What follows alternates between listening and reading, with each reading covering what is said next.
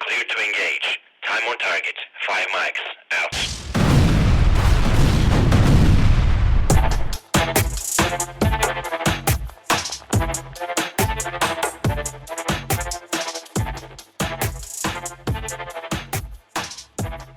Well, the Lake and Riley bill basically just says that if you're, an illegal immigrant and you commit a crime, you got to go. It's kind of that I feel simple. like that's not controversial.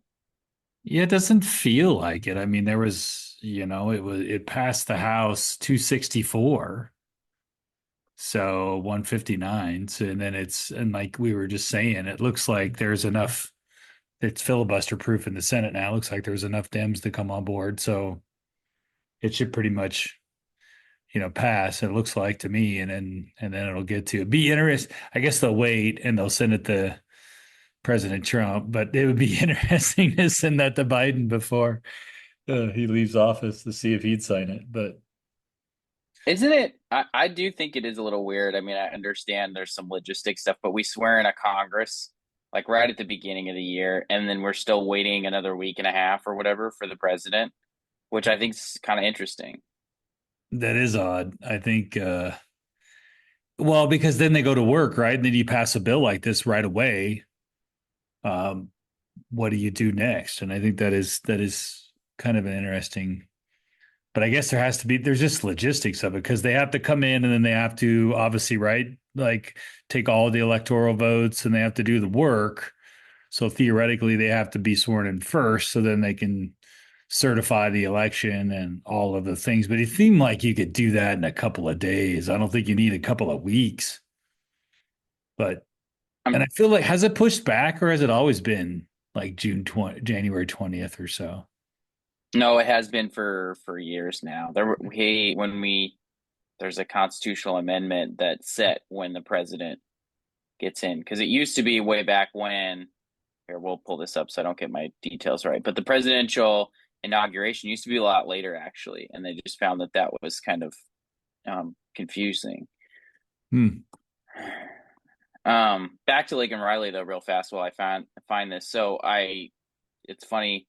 I was reading some tweets yesterday, and if I find them, I'll link them. But I couldn't find whoever it was. But there's a journalist that covers Portland Public Schools, and at their board meeting, they reaffirmed their policy that no school district employee should interact with or grant access to a school to U.S. Customs Enforcement (ICE) unless they have a a court order.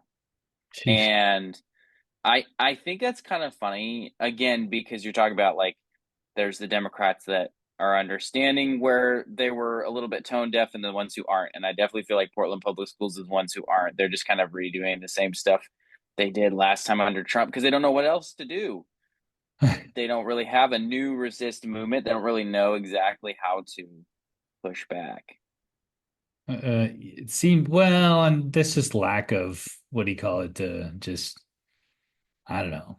They just don't have any creativity, right? Like, what do you? It's okay to be anti-Trump. I don't have a problem with that, or anti-Republican, and all of the things. But I think when I just hate the lack of creativity. That always drives me crazy. I love Twitter accounts that are creative, or I like press releases or ideas that people put out that are creative in nature. Like, I mean, obviously I'm a creative person, but I just like, oh, well, or just have an interesting take on something, right? That's just a little bit different. Like we were just saying, like, oh, like the Canadians, the anti-Trump thing is, oh, now we'll just take California, Oregon, and Washington. Like, well, that's not really creative. Like, one, you couldn't really take us. Let's just be real. And most of our states are about 60-40, just give or take, right? And I guarantee the 40% have way more guns than the 60%. So the reality, and what did somebody tweet? Somebody put that on Twitter, and I think I tweeted, I said, you might get lucky and make it to the Seattle suburbs in Canada. Somebody somebody asked, do you think it would pass in Oregon if we put a ballot measure to become part of Canada? Because they have healthcare for all, and that's a big thing that Yeah. people are trying to push here in Oregon, healthcare for all. And I said, I don't think so. I think it would do about as well as ranked choice voting. there's like a fringe 35% who are like, yeah, like we only care about having socially liberal policy. And then there's like the other 65% who are like, come on, guys, you're really being serious about this?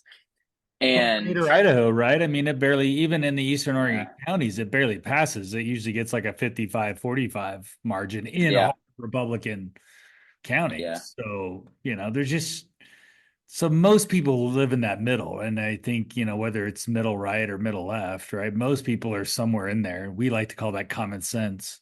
But, you know, Speaking of creative Twitter accounts, one that I really miss, and since Portland has new government now, Ted Wheeler Googling was a great Twitter account. They stopped tweeting in December of 2021, so I don't know if Ted finally found and fired the staffer who was doing it or what. But it was always really funny because I think this kind of perception was that Ted Wheeler never really knew what to do, and so the idea with the account is like he's Googling how to solve all of his problems. Like some great ones. Is Ted Wheeler woke yet? Does racism stop racism? Is Portland still a dumpster fire?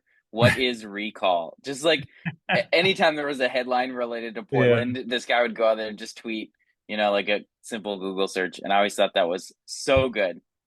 And I'm that's, really sad that it had left us. yeah, I always had Wheeler, I had that hashtag Wheeler sucks going for a while, but it is going to be, I don't know. I feel like what's his face is going to make Portland boring again, the new mayor. So Probably positive for the rest of the state, though, right? it is, but we like to poke fun at Portland, and that's but we do need a good Portland because an economically viable Portland is good for the rest of the state. It's good for, the economic engine that flows out of the metro areas is pretty important for the rest of the state.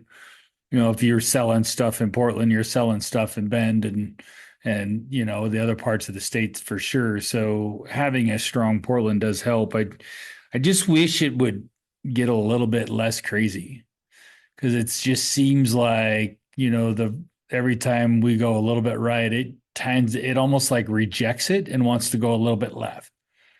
So Mm-hmm. with Keith Wilson becoming mayor, I'm afraid like the next election cycle, like the council will just go like just take a hard left turn at Normal Street, right, and just go into Crazy Street again. So I don't know. I don't know how much more crazy they can get, but I'm sure they can find a way. It's kind of nuts. Well, what else is going on? I feel like it was pretty quiet. I think my hot take is that the entire Portland government is illegitimate because they swore themselves in December instead of January. That's illegal. Oh, I did find the thing about inauguration. So today we know this is from the Hoover Heads National Archives, the blog of the Herbert Hoover Library and Museum. That's a lot to say. Today, it's really difficult. Today, we know Inauguration Day falls every 4 years on January 20th, but for much of American history, March 4th, almost 4 months after Election Day. Herbert Hoover was the last and most unfortunate president to serve 4 months as a lame duck. What changed? Ratification of the 20th Amendment. Oh, that's the And inauguration was the 20th Amendment. Okay.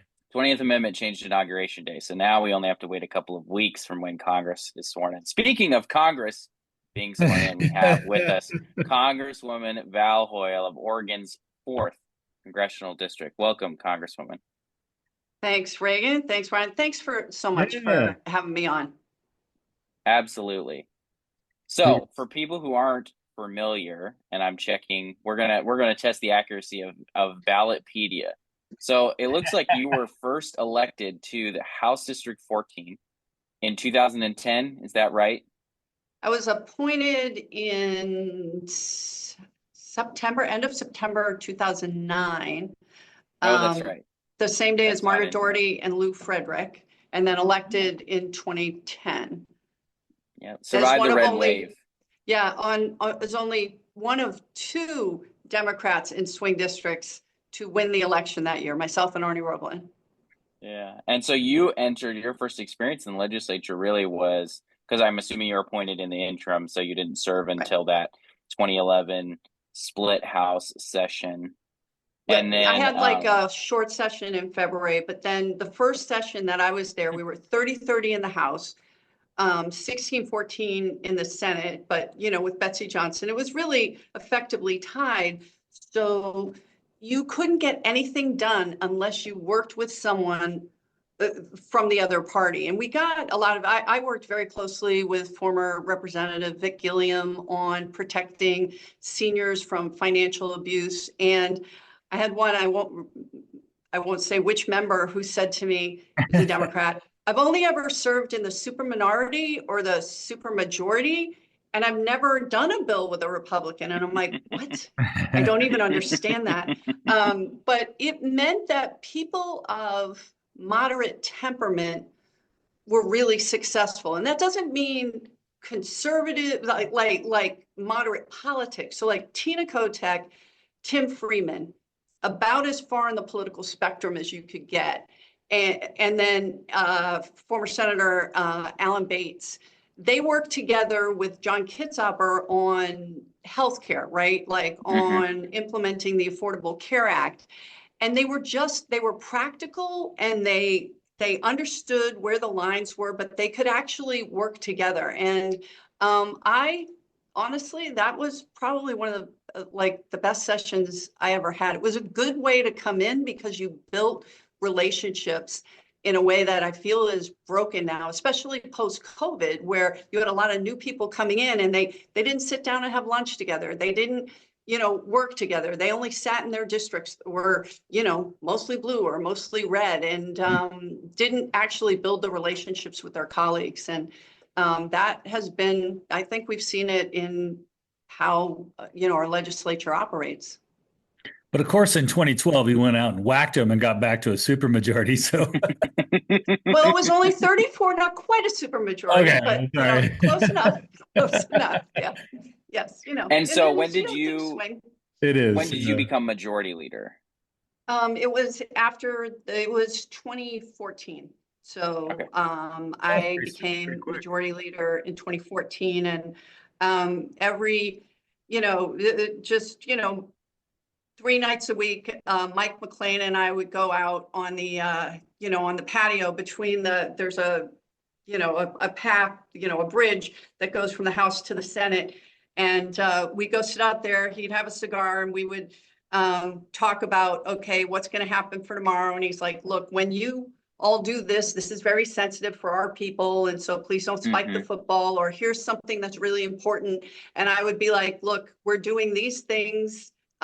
We said we were going to do those things, but how can we make it better? And we really worked together. We knew where we weren't going to agree, but that didn't mean that I couldn't, I would do what I can to help people be successful, understanding they came there to represent their districts, knowing that we fundamentally have a different idea of how to get there on some places, but there's lots of ways to cooperate.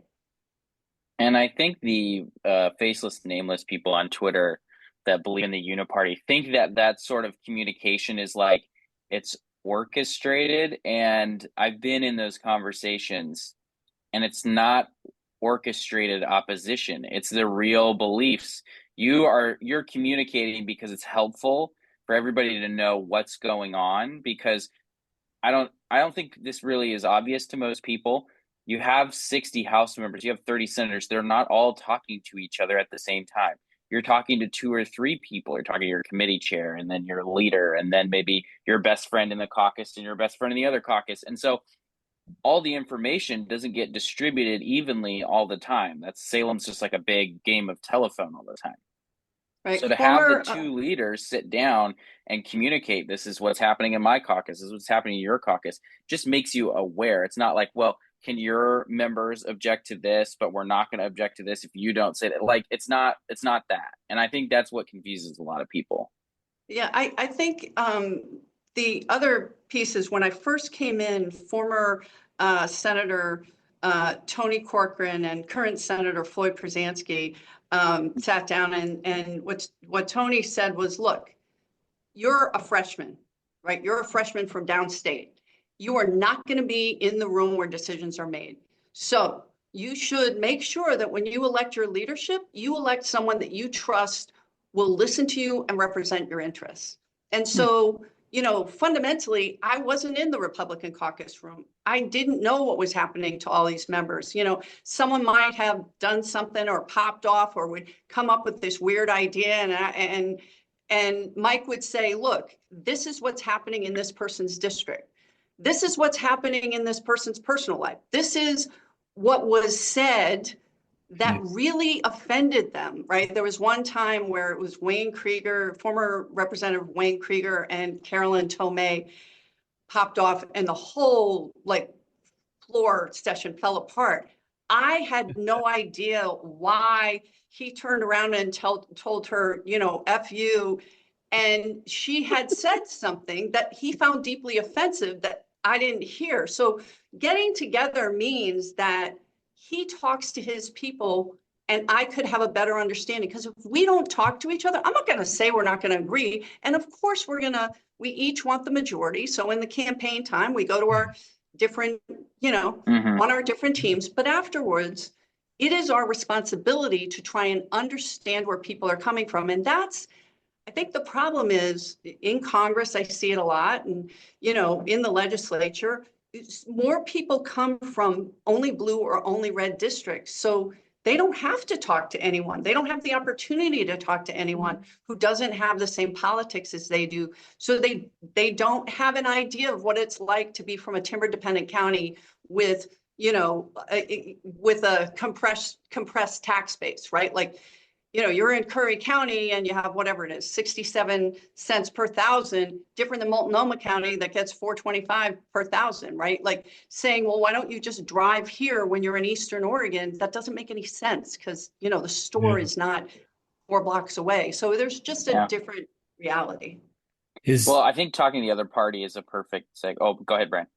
Oh, I was just that was probably where I was going with it. So it's pretty easy to wrap your head around 60 other representatives or 59. Now you have 400 and some odd Congress people, and you're in your second term. Now you're not the freshman. Do you have to go around and knock on a door and say, hey, by the way, I'm Congresswoman Val Hoyle from Oregon, and meet the new people? Or is that even have you even met all 400?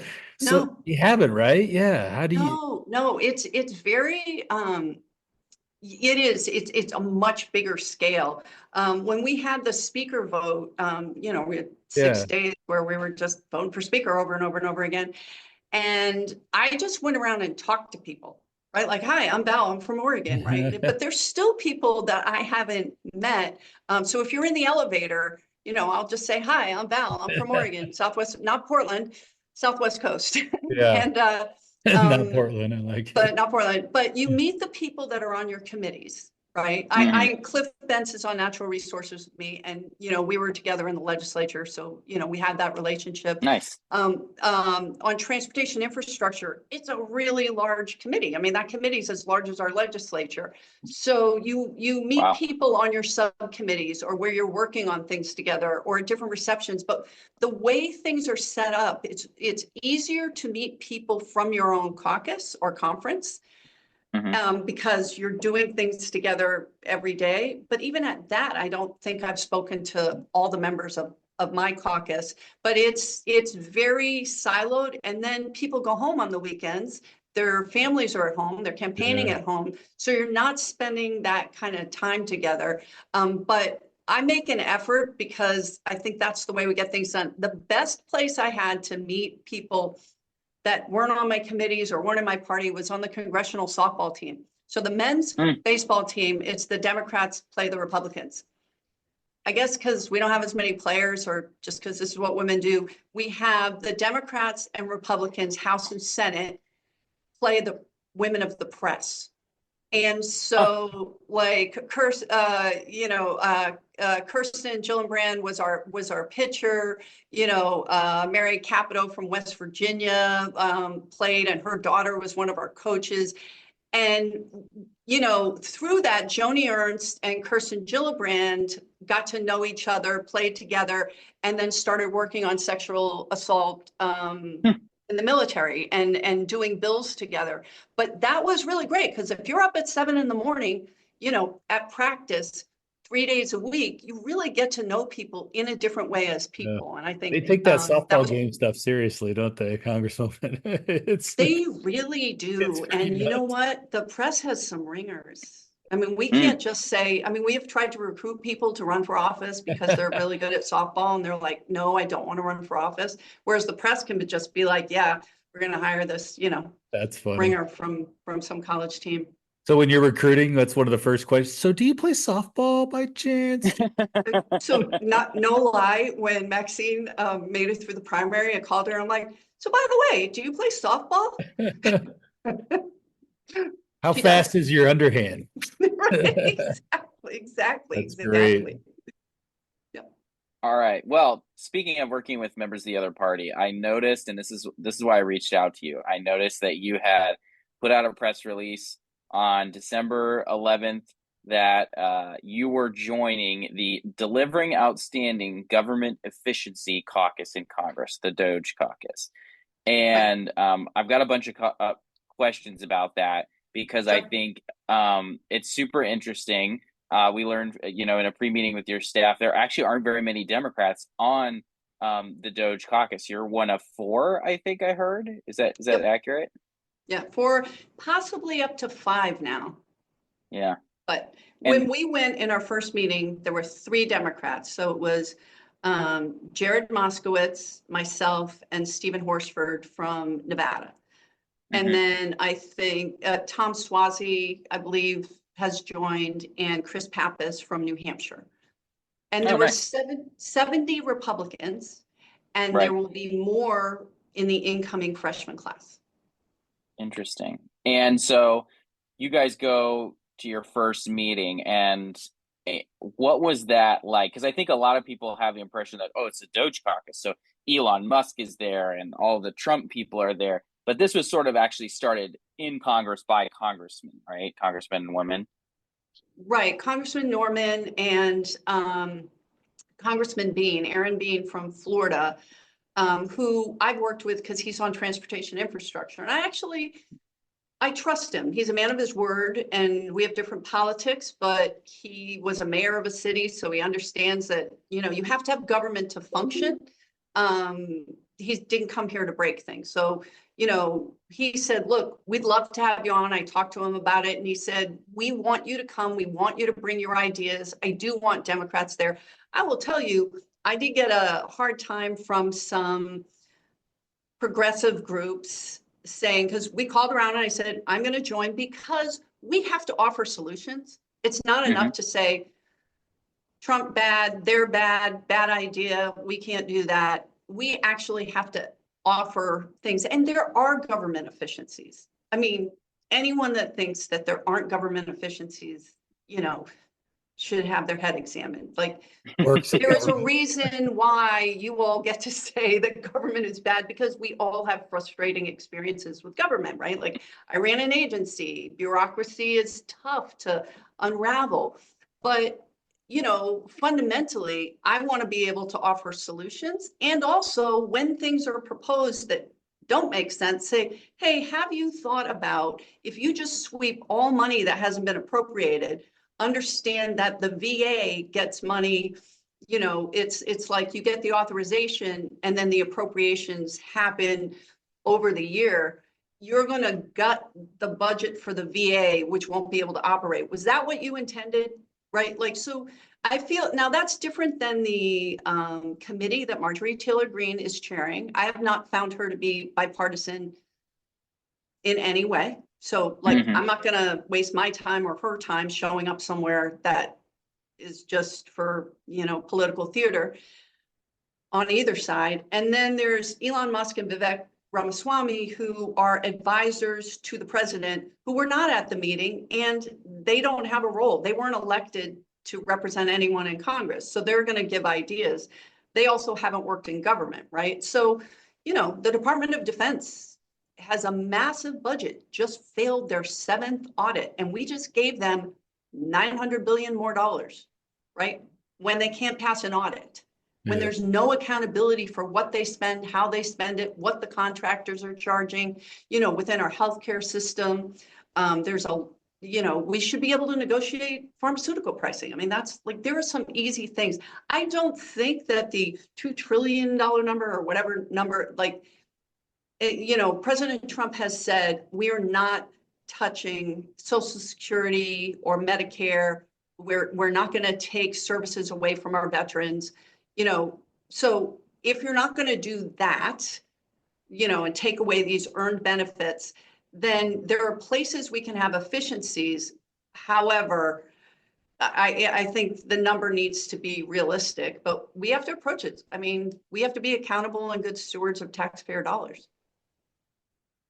And I think what that you sort of answered one of my other questions, which is I think a lot of people might look at if you're one of only a handful of Democrats joining this, what's the goal? Is the goal really to participate, or is it to undermine? And it really sounds like you're there to participate. You're there to offer ideas. You're there to say no when you disagree, which is totally, I think you're right to do that. And I think one of the things that, is harder to understand, especially like I'm going to go back to the legislative context because I know a lot more about that, but a lot of these new state representatives of both parties are going in there and they're like, man, I just hate the department of whatever. And these guys are so incompetent and I'm going to go in there and just rough some stuff up. And then you learn like how hard it actually is to make like one simple change to an agency.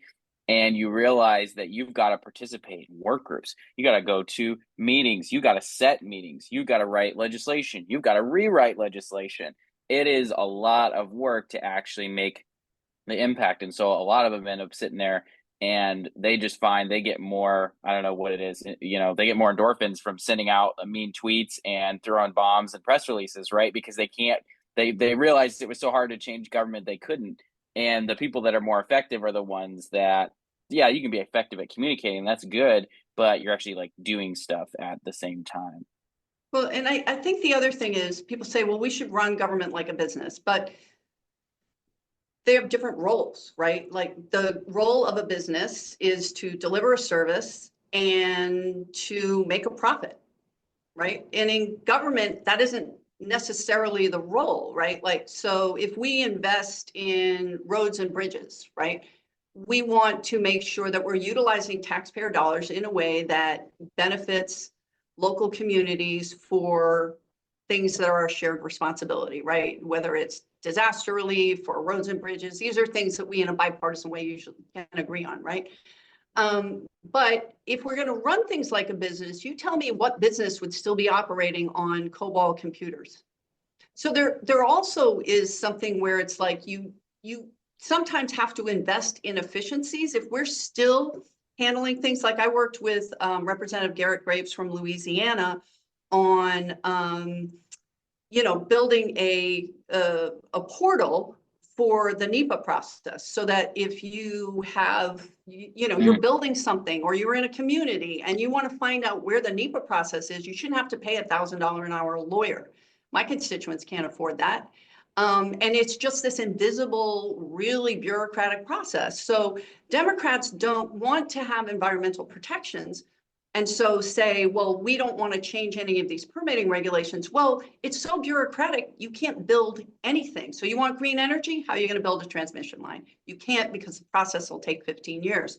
So I think that we as Democrats have to be responsible for stepping up and saying where things are broken and the permitting process is broken. And there is a lack of transparency because there's 4 different agencies that are in charge. So we work together to say we should streamline the process and also need to have transparency and have to fund investment in that, which will save us money.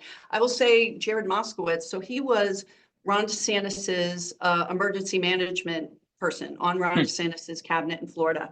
And his reason for being in the DOGE caucus, and he had a bill that I signed on to make FEMA a cabinet level office again, because it's under Homeland Security. Right. Oh. And now where we have year-round disasters, like we've all dealt with FEMA, right? Like I think you guys have, I have certainly with the wildfires and ice storms and whatnot. And they aren't prioritized and they're still operating. 4/5 of their employees are temporary employees because they used to be able to hire people and then, have them go back to work and whatnot. we have to change that, but that doesn't happen and doesn't get the attention when you're in Homeland Security and having to deal with national security and immigration and other things. So he wants to talk about the efficiencies in dealing with disaster recovery and FEMA. And that's what he's bringing forward. I want to talk about Department of Defense and then savings that we can have within the Medicare system. And I'm actually excited about it. But again, you can't just say, we're gonna cut funding to this agency, just sweep it and then expect them to do the job. We also have to say, we might have to invest in this kind of technology to help them get to this goal while taking off these, some red tape and burdensome regulations. Look at me, I'm talking like a Republican here. I really like what you said, and I agree with you, even on the DOGE stuff in regards to like, you wanted to be part of the process, and you think there has to be efficiencies. So you can't just be a Democrat who's in the minority and then just say bad. And I think, we talk about that here in Oregon. Like, you can't just be a Republican in Salem and just say all things bad, Portland sucks, right? Like, great, it's fun, you'll get some fodder that way, but you're not really getting anything done. So you have to engage in the conversation. We want to fix housing. Democrats want to fix housing. Why can't we try to fix housing together? We're going to push what did we call it last time? Uncomfortable conversations on both sides. Now we know we're getting to the meat of the problem when we're both in uncomfortable areas. I think that's usually when you're finding it. And then I really like what you said about how, yes, some agencies can be run like the business, like the lottery can be run like a business. But transportation, one of your committees, which is what I wanted to transition into, turns out you can't build roads and make money with it. It just doesn't really work that way. So you have to invest. But that investment is going to come back to us in time, right? And the federal government has a huge process, and because our road infrastructure, rail infrastructure, shipping infrastructure, everything infrastructure in our country is horrible. And it's living on, what are we on, 75-year federal infrastructure, really, post World War II. And we just haven't, I-5 is the same as it's been basically since it was built. Right. And I just feel like, and I don't know where you're seeing conversations with transportation, but we're going to have these, that's for like the federal side and then the state side with the big conversations we're going to have with transportation. I'm really curious how maybe you see some of those things intersecting and kind of what you see coming out of that committee, like especially with the DOGE stuff, and how do we invest in infrastructure and then yet they don't want to spend money. So that's going to be a tough. Actually, the Transportation Infrastructure Committee is, I believe, the most bipartisan committee in Congress. It's the largest committee, but it also is one that just functionally gets things done. So the chair of the committee is Sam Graves from Missouri. He was Peter DeFazio's ranking member when Democrats were in the majority, and Peter was the chair. We just had the first major, the bipartisan infrastructure bill, first major infrastructure bill since Eisenhower. Like, this is something that people agree, we don't want to be spending money on a bridge to nowhere, but we do want to upgrade our infrastructure. I mean, because bad things happen when you don't. Bridges fail, right? Crashes happen. And also there's opportunities. I mean, for instance, in my district, the Port of Coos Bay. Now, Sam Graves, who's the Republican chair of the Transportation Committee, the company who is building the terminal. So this is a public-private partnership. It would be, the fourth major shipping terminal on the West Coast, including, Prince Rupert Sound in Canada. So we'd have Seattle, we have Seattle, Portland, Coos Bay, and then Long Beach, right? So four of us, and then Prince Rupert Sound up north. But Coos Bay used to be the third busiest port in the world in the 70s when we were shipping lumber. And now we're nowhere close to that. We lost all of those jobs, right? So we now have an opportunity to invest in infrastructure, and the private company building the terminal is from Missouri. And so Sam Graves has worked with these people for a long time, and he understands the importance of the project. So we have Republicans, we have Democrats, we've kept this project not partisan, but who wouldn't want to improve our supply chain infrastructure? But for me, it is delivering on the promise to the people on the South Coast when the timber industry left and everyone said, oh, there'll be a just transition to these new jobs. Well, we just transitioned to no jobs. So we lost, just in my district, 13,000 jobs, and this would bring 8,000 back, right? And ship goods straight to rail. So this would be public investment in rail, rail investment in rail, public investment in, dredging and infrastructure, and then private investment, billions in private investment in the terminal. But Sam Graves supports it. Rick Larson, the Democratic member, supports it. So these are projects that generally, I don't know how this committee does it, but on the first day I went in, Rick Larson, the Democratic ranking member from Washington, said, look, this is a committee that gets things done. We work together. And Sam Graves had just said the same thing. And he said, it's a boring committee. If you want excitement, you can go down the hall to judiciary or oversight, but that's not how we run things here. And I'm like, great, this is the committee I want to be on.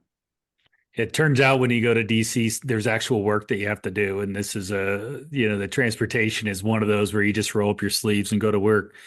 Yeah. The Coos Bay stuff, you're speaking my language, obviously with Senator Dick Anderson's district. I've spent lots of hours down in Coos Bay and talking to those guys. And this idea of being able to double stack rail cars out of there, get them into Eugene, where you got a nice switch that we can build.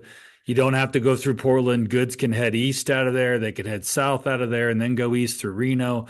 Like there's so many reasons why making the Port of Coos Bay a large deep water port on the West Coast is vital to so many other economic bases.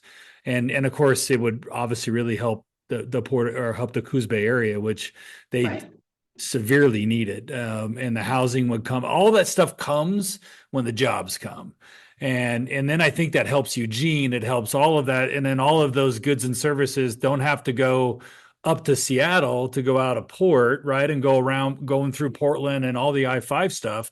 Boom, it just comes right down to Coos Bay. And I think that solves some traffic issues as well. So it does. It takes traffic off of I-5, which we all want to do, right? I was talking to an electrician who said, I used to be able to do 7 or 8 calls in a day, and now I can do 3, maybe 4 because of traffic. So that helps. And Senator Anderson, Senator Brock Smith, Boomer Wright, the entire delegation down there has been so incredibly helpful. But with Portland, it takes 16, 17 hours to get up the Columbia, right? Like, so that's 2 days, whereas Coos Bay is 90 minutes to open ocean. And, you're not having to go to Long Beach and wait. You're not having to go, Seattle is fine, but really Long Beach, there's a lot of congestion, but it does go straight to rail. So for our farmers, for our ranchers, and potentially, we're working on what the rail lines are going to do and where to send things. We can use that Millersburg terminal that's $35 million and we're not really using it. And so there is opportunity, but I know I've talked to my farmers and my ranchers, and they are tremendously excited about the potential just for import, for export, and the incoming Trump administration. We've talked to some of that administration, and they're interested in continuing this because they want to strengthen our supply chain. That shouldn't be partisan. Mm-hmm. And our goal needs to be to, 1, deliver on the promise, and 2, make sure things like this don't get caught up in the partisan. We're from different parties. We have different ideas. Sure. We're going to disagree on things, but there are things that we should keep out of the fray. And this is one of those things. Well, ultimately, I think we get a bigger airport, so that more people go to Bandon Dunes, and I get more golf courses. It makes me happy there too.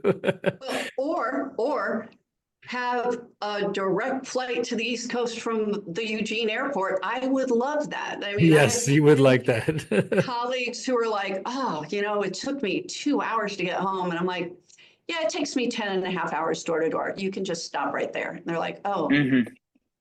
Yeah, that's a rough one.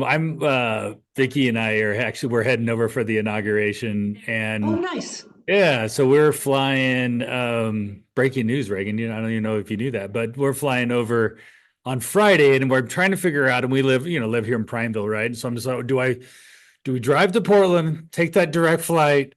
Do I get on the Redmond airport and then either go to Seattle or Portland, or do you fly to Denver? And you have to, and I would imagine you have to do the same with Eugene. You have to figure out, do I drive up to Portland? What do you do, right? Oh, no. Driving up to Portland, because you don't know what the traffic's going to be. So Yeah. I'll go to Seattle or Denver. Denver, I generally go through Denver because Seattle is a couple hour layover from Eugene, but depending on the weather. Ah, But I would say go Redmond, Denver. If you're going to take two flights, what we're then doing. break it up. And please stop by our office. I will. Yeah, we'll come by for sure. We'll fly in Friday and we'll be there till Tuesday. So Oh, great. quick trip, but I'm yeah, we'll doing come by. a tour on the 21st for some police officers that are coming. So if you guys would like to, of the Capitol, you'd like to join us, please do. Well, my favorite congressman who's no longer there, Walden, who we one time Vicky and I got to go, and we got to do a private tour of the White House, and Bush was still there. That must have been '05 because we just got married, I think, and Greg was there probably only about 3 or 4 years at the time, and he's like, "Well, I don't know if I can swing it," but that was when they did private tours of the White House, and man, that was. Talk about fun. That was great. But I've never really toured the Capitol. It's not been much. And so we'll swing by for sure. Great. I just want to ask you kind of one more thing because I know you've got some other stuff coming up. So, what is it like? Because one of the things we didn't cover about your bio, you were the bully. You were head of the Bureau of Labor and Industries. I think they call it the commissioner for bully. So, what's it like going from state legislature to statewide office to Congress? Do you feel like that is a track where you were learning the things you needed to learn as you're stepping up the ladder, or is it a lot of crash course? Is it all new all the time? What is it that you can bring from each job to each job, or is it really just all totally different? It's really different. My experience in the legislature is really helpful. I think BOLI and coming into an agency that was, had a third of the funding that it had 40 years previously. I mean, I personally think that the labor commissioner should be an appointed job, but that's a whole separate conversation. It was really like a lot of entrenched bureaucracy, but got to run an agency and see sort of how agencies work versus how private business work. And that is helpful, especially on the DOGE stuff. But this is just at a different scale entirely. But being in the legislature and being able to have the kind of relationships, I think coming from, Purple District, in getting things done, my business background and also my labor background, I just always approach things like my constituents, whether it was my House district or in my congressional district, really aren't interested in somebody that's going to be performative. They want you to actually deliver and talk about basic things, whether it's workforce or roads or bridges or whatnot. And so I just found a lot of people like me, both Democrats and Republicans. And the Natural Resources Committee and the Transportation Infrastructure Committee, again, I'm not on the ones that you see on the news all the time, are really quite functional in being able to get things done. So I just feel like I'm very, very lucky in that way. And I know you didn't ask, and I appreciate it, but just for the record, I have never been contacted by the FBI. My name has never been on a subpoena. I did not have anything to do with giving the grants. There were clear firewalls. So we were going to have. And if that changes, I will let you know. I give you my word. I will let you know. We appreciate that. I think last thing I wanted to ask you is just kind of a totally random question, because I'm imagining, Bryan, you were talking about the 435 Congress people I always forget that are there in the House of Representatives. And how many are there in the Senate, Bryan? Thanks. US Senate? There's 100. Yes, I got that. Well done. So who did you get there because you see a lot of these people on TV, you see their names in the news, etc. Who are you most nervous to meet that you did eventually get to meet? Who are you less just like, wow, this person's been in Congress for 20 years. I see them all the time. They're There's super well known across the country. AOC. No, it was AOC, right? Okay. Who is actually, and she's on my natural resources committee. Yeah, She's I saw actually that. very nice. The first thing she said to me, I had passed this bill to get the Siletz tribe their hunting and fishing rights, and she came over and said, "Hey, really good job. That's great." I was like, "Oh my gosh," larger than life. Matt Gaetz, who I was like, "Who is this guy?" We weirdly did a bill together on the abuse of the War Powers Act by presidents of both parties. Like, if you're going to declare war, you should come to Congress. So it's Ro Khanna, me, Thomas Massie, Matt Gaetz ended up working on bills together. And it was really bizarre. It was just really, really weird to be in rooms, Nancy Pelosi, like being there up front with Nancy Pelosi. Just, it was, I pinch myself. Like when I walk to work and I see the Capitol, I still, it's like, I can't believe I'm here. And if I ever lose that feeling of just awe walking into the Capitol, I know that it's time to go. But you'll have to make sure you show Congresswoman Dexter around, show her where the bathrooms are, make sure she knows where she's going. I think that would be. I got lost in the they have tunnels under the Capitol for 7 months straight. Sorry, but I will show her around. Sorry, I didn't mean to interrupt. No, I think your approach to Congress, I wish that most people, obviously if you come from a safer district, but you dispatched of your opponent pretty easily. So I think your district is safe, but I think you approach it as a purple district. And I appreciate that because I think at the end of the day, you still got to represent the other 40% who didn't vote for you. But no matter what in Congress, like whether we see president and the Senate or whatever, Congress is probably going to be close for the next decade or so, right? I mean, whether the D's are in charge or the R's are in charge, it's going to be at the 2020, 2015 scenario, I think, for a while, based on what I saw. So I think your approach is actually going to be an effective one, and I applaud you for it.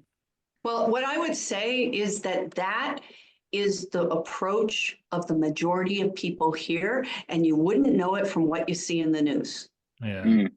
Like you see sort of the dramatic things and where we disagree and the political things, but quite frankly, the majority of people, there are very few people that I couldn't go up to and say, hey, we're working on this. I know this is an interest. Can we, like the wildfires in California, there's a whole bunch of us, Democrats and Republicans, who've been through this that are reaching out to our colleagues down there. I mean, that's horrific. They've got 100-mile-an-hour wind gusts right now. It's like a hurricane with fire. And so I wish that people saw more of that, but I think you're exactly right, Bryan, and that's the approach we need to have. That's what grown-ups do. Well, thank you. Congresswoman, we appreciate your time so much. We'll plan to have you back. Give us a call when you got something that you're working on you want the good listeners of Crosstabs to know about. All right. Hey, thank you so much for the time. It was really great talking to you. Yeah, thank you. All right. Take care.